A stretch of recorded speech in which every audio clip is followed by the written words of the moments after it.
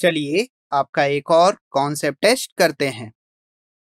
इस क्वेश्चन में हमें एक कार्बोनिल कंपाउंड ए गिवन है जो आसानी से ऑक्सीडाइज नहीं होता है, लेकिन रिड्यूस करने पर हमें एक कंपाउंड बी देता है जिसका मॉलिक्यूलर फॉर्मूला C3H8O होता है।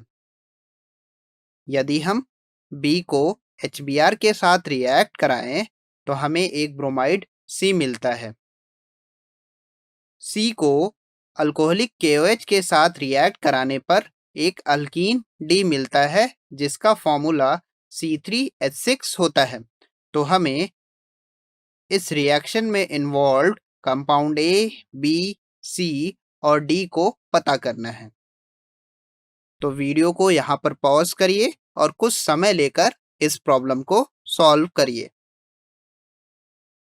चलिए देखते हैं इस प्रॉब्लम को हम कैसे सॉल्व करेंगे। तो क्वेश्चन में यह गिवन है कि कार्बोनिल कंपाउंड ए ऑक्सीडाइज नहीं हो रहा है, लेकिन रिड्यूस होकर वह हमें एक कंपाउंड बी देता है। इस तरह से हम यह कंक्लूड कर सकते हैं कि ए कीटोन है, क्योंकि कीटोन्स आसानी से ऑक्सीडाइज नहीं होते हैं। यदि हमें इन्हें ऑक्सीडाइज करना है तो बहुत ही विग्रस कंडीशंस का यूज करना पड़ता है। सिंस हम यह जान चुके हैं कि ए एक कीटोन है, तो कीटोन्स रिड्यूस होने पर 2 डिग्री अल्कोहल्स देते हैं। तो बी के फॉर्मूले के अकॉर्डिंग बी 2 प्रोपेनॉल होगा, जो कि कुछ इस तरह से दिखेगा। यदि हम बी से ए को बैक ट्रेस करें तो ए का स्ट्रक्चर कुछ यह मिलेगा, यानी ए एसीटोन होगा। यदि हम बी को HBr के साथ रिएक्ट कराएं तो हमें ब्रोमाइड सी मिलता है, जो कि कुछ इस तरह से दिखेगा। इस कंपाउंड का नाम होता है 2-ब्रोमोप्रोपेन। और हमने हैलो एल्केन वाले चैप्टर में यह पढ़ रखा है, यदि हम हैलो अल्केन्स को अल्कोहलिक KOH के साथ रिएक्ट कराते हैं तो एलिमिनेशन रिएक्शन होती है और एलिमिनेशन के कारण हमें अल्कीन मिलता है। तो यहाँ पर हमें यह अल्कीन मिलेगा जिसका नाम होगा प्रोपीन, और यह हमारा कंपाउंड डी होगा। आई होप अब आप इस तरह के प्रॉब्लम को बहुत आसानी से सॉल्व कर सकेंगे। चलिए हमने इस टॉपिक में जो भी पढ़ा है उसे समराइज कर लेते हैं। हमने इस टॉपिक में पढ़ा है कि एल्डिहाइड और कीटोन्स के बॉइलिंग पॉइंट्स सिमिलर मास के हाइड्रोकार्बन्स और ईथर के कंपेयर में ज़्यादा होते हैं। इस टॉपिक में हमने यह भी पढ़ा है कि carbonyl compounds nucleophilic addition reactions देते हैं, जिसमें एक रिएक्शन यह है कि एल्डिहाइड सोडियम हाइड्रोजन सल्फाइड के साथ रिएक्ट करके हमें एडिशन कंपाउंड देता है, जो कि क्रिस्टलाइन सब्सटेंस होता है।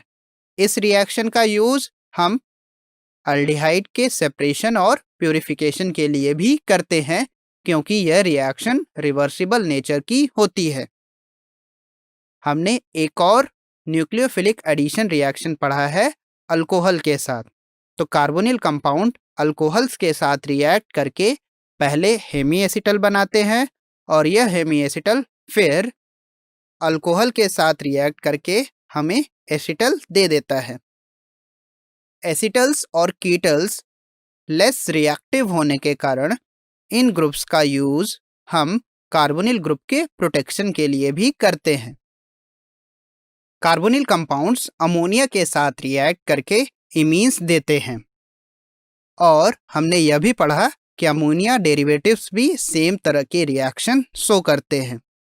वहीं अगर हम कार्बोनिल कंपाउंड का कैटालिटिक रिडक्शन करते हैं तो हमें अल्कोहल मिलते हैं। वहीं अगर हम क्लेमेंजन रिडक्शन के बारे में बात करें तो क्लेमेंजन रिडक्शन में कार्बोनिल कंपाउंड्स जिंक अमलगम और HCl के साथ रिएक्ट करके हमें अल्केन्स देते हैं। सिमिलरली वुल्फ किर्शनर रिडक्शन में कार्बोनिल कंपाउंड्स हाइड्राजीन और KOH के साथ रिएक्ट करके हमें अल्केन्स देते हैं। अगर हम कार्बोनिल कंपाउंड के ऑक्सीडेशन रिएक्शन के बारे में बात करें तो अल्डिहाइड्स ऑक्सीडेशन रिएक्शन काफ़ी इजीली देते हैं और ऑक्सीडाइज होकर हमें कार्बोक्सिलिक एसिड दे देते हैं। वहीं कीटोन्स ऑक्सीडेशन रिएक्शन आसानी से नहीं देते हैं, इसीलिए हम माइल्ड ऑक्सीडाइजिंग एजेंट्स का यूज़ अल्डिहाइड और कीटोन ग्रुप को आइडेंटिफाई करने के लिए करते हैं, जिसमें पहला टेस्ट होता है टॉलेंस टेस्ट।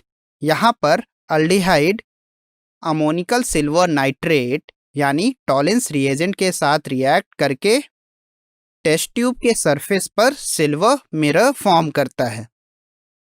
एलिफैटिक और एरोमेटिक दोनों तरह के अल्डिहाइड्स टॉलेंस टेस्ट को देते हैं।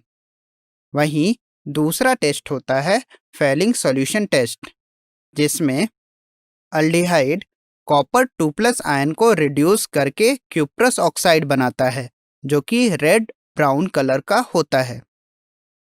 और हमने यह भी पढ़ा कि aromatic aldehydes Fehling solution test नहीं देते हैं। अब तक पढ़े हुए कॉन्सेप्ट्स की हेल्प से आप इन प्रॉब्लम्स को सॉल्व कर सकते हैं।